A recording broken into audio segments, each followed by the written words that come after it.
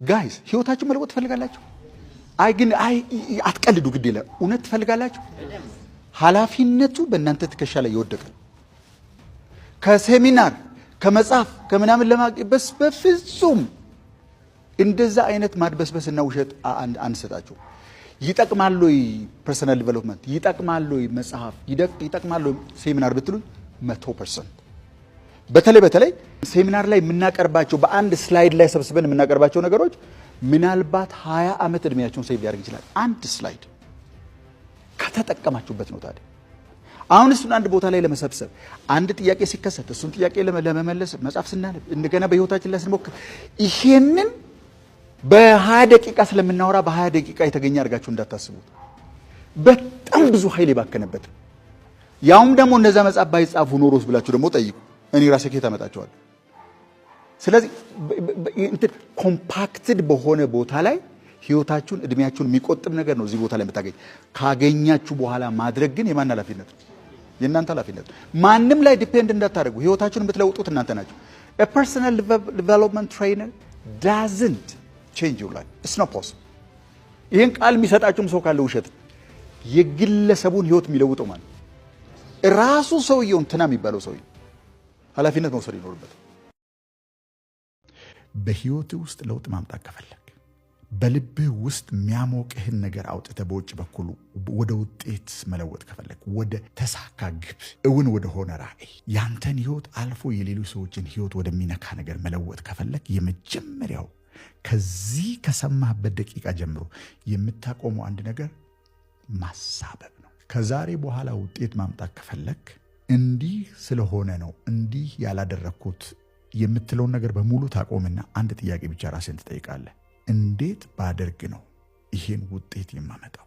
እንዴት ባደርግ ነው ይሄን ራዕይ የማሳካው? እንዴት ባደርግ ነው ይሄን ቢዝነስ የምገነባው? ማትጠይቀው ጥያቄ ደግሞ በአንጻሩ ምን ይሆናል መሰለ? እንዲህ አይነት ቢዝነስ መገንባት ጀምሬ ነበር ወይም ለመገንባት ፈልጌ ነበር፣ እንዲህ አይነት ህይወት ለመጀመር ፈልጌ ነበር፣ ግን እንዲህ የለኝም፣ አላውቅም፣ ልምድ፣ ዕውቀት፣ ገንዘብ እያልን የምናሳብበው ነገር ሙሉ በሙሉ እናቆምና እንዴት አድርገን ልናሳካው እንደምንችል ያን የምናስበውን ነገር ብቻ ራሳችንን እንጠይቃለን።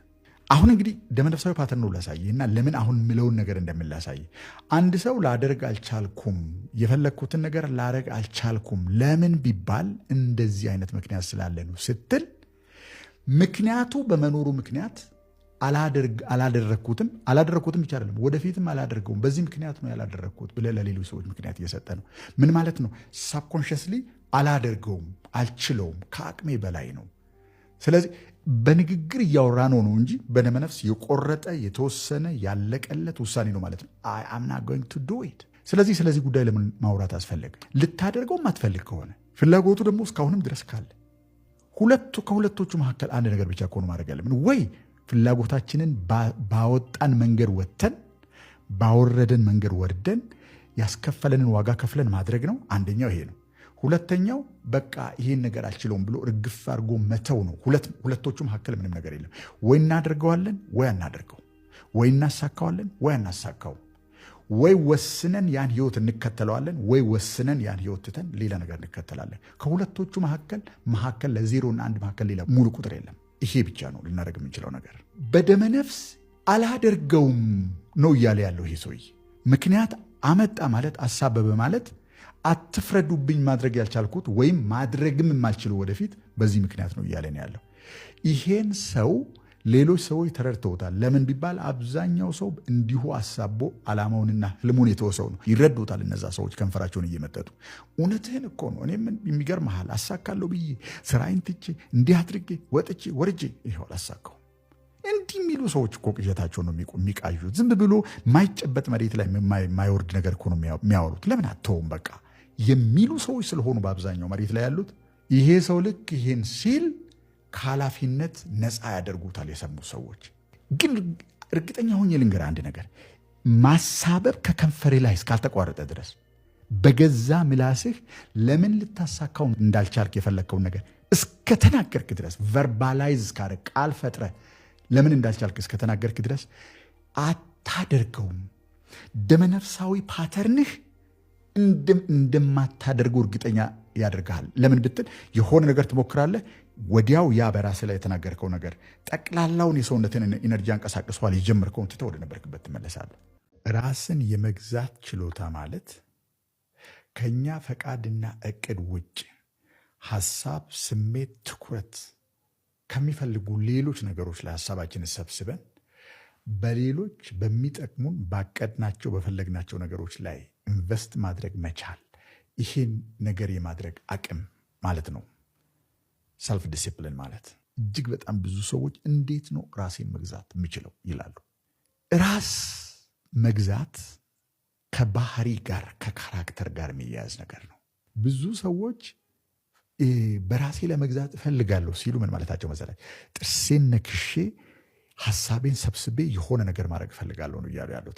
በሚያስበው አእምሮዬ እንደምንም ወጥሬ እዚህ ላይ ትኩረት አድርጌ ይኖራለሁ ነው እያሉ ያሉት። በዚህ መንገድ 1000 ዓመት ተሰጥቶ እዚህ ምድር ላይ ስራና ውጤት አምጣ ብትባል አታመጣም። ምን መሆን አለበት ማለት ነው?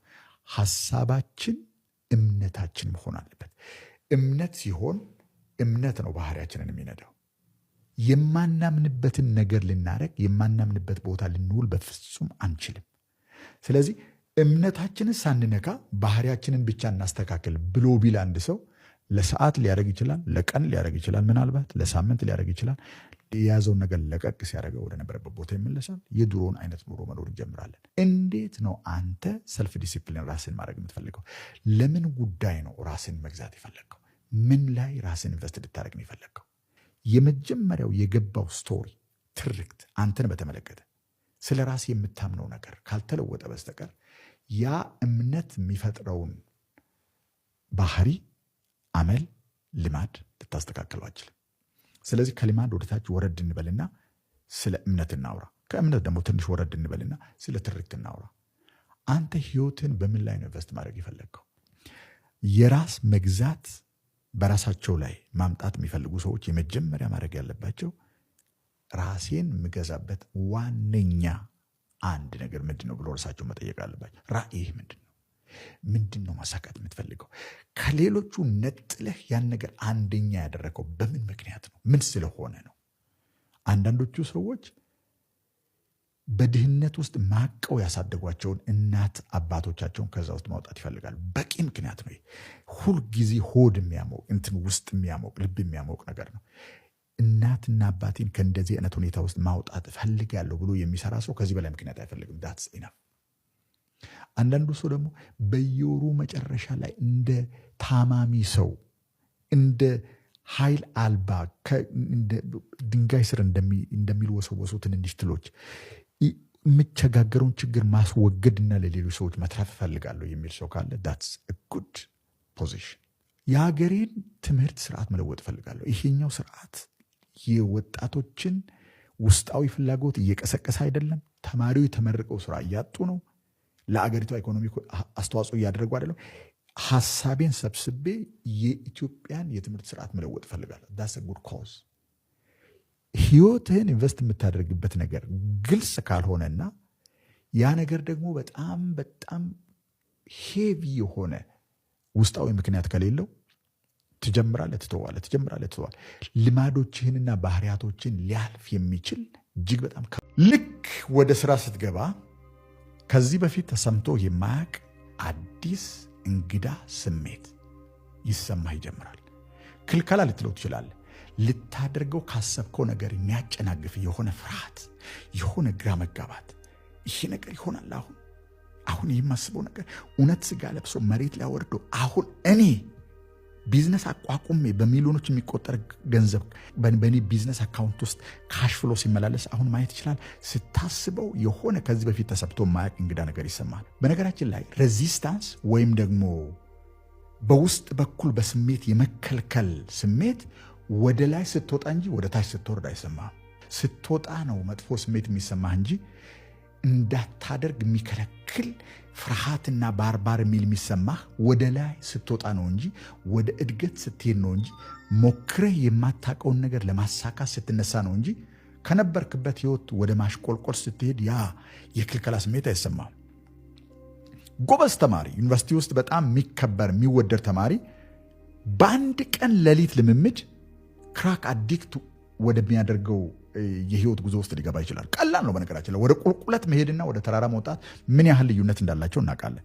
ቁልቁለት ለመሄድ ለማሽቆልቆል፣ ለመደህየት፣ ካለን ካራክተር ለመውረድ፣ ካለንበት ደረጃ ወደ ታች ለማሽቆልቆል ሰከንዶችና ደቂቃዎች በቂ ናቸው። ወደ ላይ ለመውጣት ግን ምጥ አለው፣ ጉልበት ይፈልጋል፣ ጽናት ይፈልጋል። እዛው ላይ ትኩረታችንን አድርገን መቆየት ይፈልጋል። ተራራ የሚወጡ ሰዎችን ወይም በገመድ ክሊፍ የሚወጡ ሰዎች ምን አይነት ትኩረት እንዳላቸው ማሰብ ትችላላችሁ። ፍርሃት ተሰምቶ ከሆነ እንዳትለቀው። የሆነ ባር የሚል ከዚህ በፊት ተሰምቶ የማያውቅ እንግዳ ስሜት እየተሰማ ከሆነ ኔቨር ሌት ኢት ጎ። ለምን መሰለ? በጣም የሚያስፈራ በሆነ መጠን ያንተ ትልቁ ህይወት ያለው እዛ ውስጥ ነው።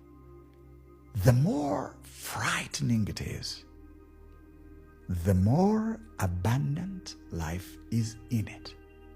ፍርሃት ከተሰማኝ በአንድ ነገር ላይ ሙሉ ትኩረቴን እሱ ላይ ነው የማደርገው። ምክንያቱም እሱ ውስጥ ነው የህይወት የትልቁ ነገር ያለው ማለት ነው። ምን እንደማለት መሰላችሁ?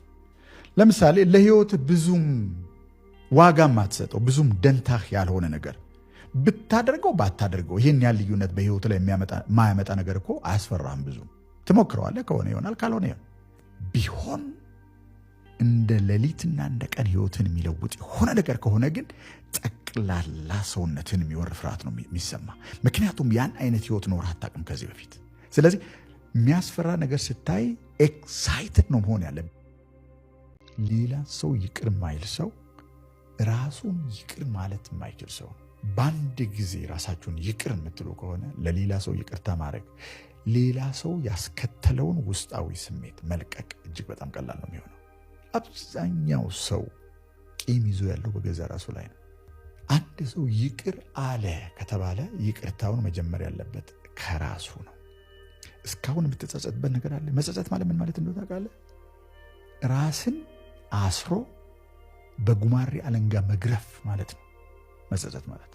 ማድረግ አልነበረብኝም፣ ሿ እንደዚህ መሆን አልነበረበትም፣ ሿ እንደዚህ መሆን ነበር፣ ሿ ራስን አዳኝ በሌለበት አንድም ሰው ባንተና ባንተ መካከል ጣልቃ መግባት አይችልም። you are going to do it forever። ነፍስስ ከምትወጣ ወደምትገባበት መቃብር እስከምትገባበት ቀን ድረስ ያን አለንጋ በራስ ላይ እያሳረፍክ መኖር ማለት ነው። መጸጸት ማለት ካለገላጋይ ራስን ሲኦል ውስጥ መቅጣት ማለት ነው። ስቲል እየተጸጸትክ ከሆነ አንደኛ ማንም መጥቶ አንተን ካንተ አያድንም፣ ለዘላለም ታደርገዋለህ። ሁለተኛ ነገር በመጸጸት ማድረግ ነበረብኝ ወይም ማድረግ አልነበረብኝ የምትለው ነገር ማስተካከል አችልም።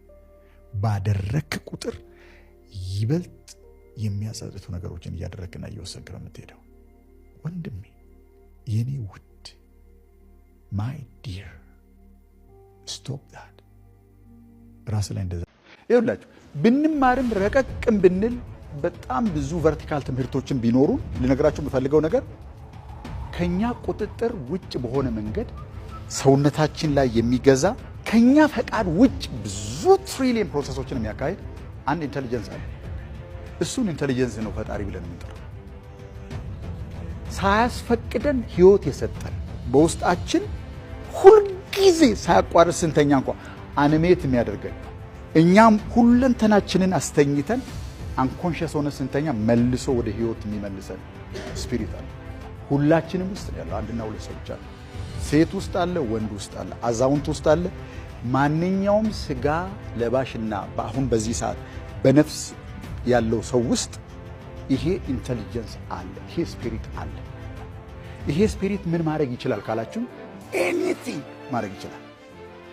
ታዲያ በምንድን ነው የሚወሰነው ካላችሁ በእምነታችን ነው የሚወሰነው። 3 ዓመት 2 ዓመት እስከ 5 ዓመት እስከ 7 ዓመት ገደማ ያለው እድሜ ላይ ስቶሪ ይናገራሉ። ሌላ ዓለም ያሉ ሰዎችን አይታችኋል? አልጋ ጠርዝ ላይ ቁጭ ብለው ታሪክ ሲነግሯቸው ምናምን አይታችኋል? ለኛ ሲነግሩን የነበረው ስለ ጭራቅ ነው። እኔ ለምን እንደዛ ይነግሩን? ይሄ ጭራቅ የሚባለው ሰውዬ ቀንድ አለው፣ በጣም የብረት አሎሎ ማድቀቅ የሚችል ጥርስ አለው። ከዛ በኋላ ጥርሱን ያግልና በከሰል ላይ በግር ተደርጎ እሳት ይጣድና እንትኖቹን አሎሎቹን ይጥዳል። ከዛ በኋላ ህፃኑን አንስቶ ችፍ ያደርጋታል እዛ ላይ። ከዛ ጧ ሲል የቀኝ አይኑ ፈነዳ ይላል። ጧ ሲል የግራ ለምን ነው እንደዚህ አይነት ስቶሪሽን የሚነግሩኝ? ፈራችሁ እኮ እናንተ ራሳችሁ። ሌላ ዓለም እንደዛ አይነት አይደለም የሚነግሯቸው። በነገራችን ላይ እዚህ እድሜ ሬንጅ ውስጥ ያለን ህፃን ምንም ነገር ንገሩት እንደ እውነት ነው የሚወስደው። እናንተ ስቶሪ ነው እየነገራችሁ ያለው፣ ልጁ ግን ሪያሊቲ ነው ሪከርድ እያደረገ ያለው። ያባበለ ገብቷችኋል? የመከረውን ነገር ሁሉ በሙሉ ሊያሳካ እንደሚችል ከነገራችሁ ሂዝ ጎይንግ ቱ ዱ። ያን አይነት ሰው ነው የምትፈጥሩት ማለት ነው። በሌላ አነጋገር የሚያስፈራ ነገር ከነገራችሁት ወይም አስፈሪ ሆረር ፊልም እያየ ቢተኛ ያ ህፃን በዚህ እድሜ ሬንጅ ውስጥ ያየው ነገር ካለምንም ኤዲሽን ካለምንም ክለሳ ገብቶ መንፈሱ ስለሚቀመጥ ትልቅ ሆኖ አዳልት ሲሆን እንደኛ ያ ውስጥ ቀድሞ የገባው ስቶሪ ነው መውጣት የሚጀምረው። እውነት የሚሆነው ያ የገባው ስቶሪ ነው የሚሆነው ማለት ነው። ሐሳባችሁን ፒች ማድረግ የምትፈልጉ ሰዎች ካላችሁ ምንድነው የምናደርገው? ሐሳብ ያላችሁ ወደ ገበያ ወጥቶ ሰዎችን ማገልገል የሚችል ገበያ ውስጥ ካለው መደበኛ ፕሮዳክት ወይም አገልግሎት የተለየ ግን በገንዘብ ማጣት ምክንያት እስካሁን ያልተገበራችሁት ነገር ካለ አውትላይኑን ቴሌግራም ላይ እናስቀምጥላችኋለን። አጠር ያለ እስከ 4 ደቂቃ የሚፈጅ ቪዲዮ እዛ ላይ ታስቀምጡ ነው በአውትላይኑ መሰረት። ከዛ በኋላ የዛሬ ሳምንት ዛሬ ጥያቄና መልስ ከማድረጋችሁ በፊት የነበረውን ጊዜ ለፒቺንጉ እንሰጣለን 4 ሚኒትስ። ስለዚህ ምን ሐሳብ እንዳለው ያ ሰው እነማንን ደንበኛ ማገልገል እንደሚፈልግ ፕሮዳክቱ ምን እንደሆነ 4 ደቂቃ ፒች አድርጎ የሚያስፈልገውን ገንዘብ ማግኘት ይችላል። ስለዚህ ኢንቫይሮንመንቱን እኛን እዚህ ጋር እናመቻችላችኋለን። ግራጁዋሊ የሰው ቁጥር እየጨመረ ሲሄድ ጊዜውን እያሰፋ ነው እንሄዳለን። ለአሁኑ አንድ ፒች ብቻ ከሚመጡልን ሐሳቦች መርጠን ቀድመን እናሳውቃችኋለን። ልክ ሰዓቱ ሲደርስ 4 ደቂቃ እንሰጣችኋለን። ምን ያህል ገንዘብ እንደሚያስፈልግ በምን ያህል ጊዜ ውስጥ ዋጋውን እንደምትመልሱ አውትላይኑ እናስቀምጥላችኋለን። እሱን ወስዳችሁ እስከ አርብ 11 ሰዓት ድረስ ቪዲዮ ትልኩልናላችሁ። ሰኞ ስንገናኝ ከመጀመሪያው ብሬክ በኋላ ካለው ሴሚናር ቀጥሎ የእናንተ ፒቺንግ ሰዓት እንቀጥላለን ማለት ነው። ስለዚህ ሐሳብ ያላችሁ ሰዎች 0988 06 85 11 እዚህ ቴሌግራም ላይ ማስቀመጥ ትችላላችሁ ሐሳባችሁ። በ4 ደቂቃ ወይም በጣም ቢበዛ 5 ደቂቃ ቪዲዮ አዘጋጅታችሁ አታች ታደርጉልናላችሁ። መርጠን እናሳውቃችኋለን። የዛሬ ሳምንት ስንገናኝ 4 ደቂቃ ፒች ማድረግ ትችላላችሁ ማለት ነው። ሁላችንም እዚህ ቤት ውስጥ ያለን ሰዎች እምነት ያለን ሰዎች እናምናለን ፈጣሪ እንዳለ። ከእያንዳንዱ ነፍስ በስተጀርባ የዓለምን መልክ የሚለውጥ ጃያንት ፓወር አለ። ይሄም ብቻ ብታምኑና ያን ቦታ መፈላለግ ብትጀምሩ ህይወታችሁ መለወጥ ይጀምራል። አውቶማቲካሊ መለወጥ ይጀምራል ብዬ ደግሞ ስል ሸክም ተሸክሞ እንደሚሄድ ሰው ሳይሆን ቁልቁለት እንደሚከባለል ድንጋይ ኢዚሊ ነገሮች መምጣት ይጀምራሉ። ከኛ ትንሿ ጡንቻ አይናችንን አንስተን በትልቁ ከህይወታችን ጀርባ ላይ ባለው ልባችንን በውስጣችን በሚመታው በህይወት በሚያኖረን ፐርፐስ ሰጥቶ ወደዚህ ምድር በጠራን ካመን የምርም something big must come። ተፈጥሯዊ ነገር ነው በነገራችን ላይ